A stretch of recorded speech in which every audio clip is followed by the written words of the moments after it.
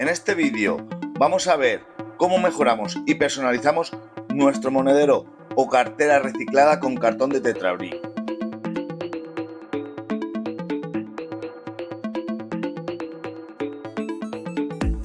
Cierto es que esta técnica no se puede hacer en todos los cartones de Brik. Dependiendo de su forma de fabricación se podrá hacer o no, pero así podremos mejorar a nuestro gusto la cartera.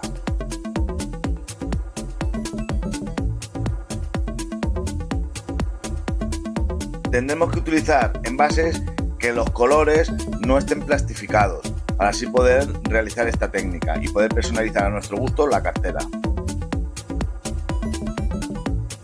Podemos utilizar tanto papel de lavabo como algodón, como pincel, como algún trapo, cualquier cosa que se nos ocurra nos servirá para hacer estas técnicas. Nosotros hemos utilizado envases de Brik de sopa, que realmente va muy bien para poder realizar esta técnica.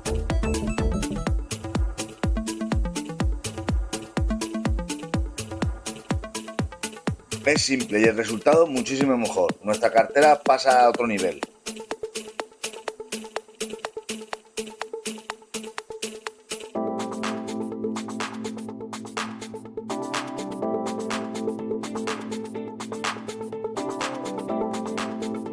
Si quieres saber cómo se hace paso a paso esta cartera, te dejo aquí arriba el vídeo y en la descripción también te dejo el enlace al vídeo de la cartera que le hicimos el año pasado con las medidas y con todo.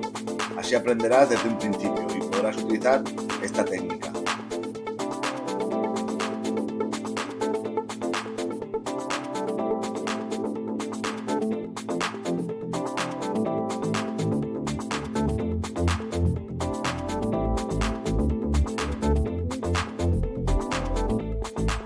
Mira bien este vídeo hasta el final y así tendrás toda la información para subir tus creaciones a otro nivel. Nos vemos en el siguiente vídeo. No olvides de suscribirte y darle a like si te ha gustado.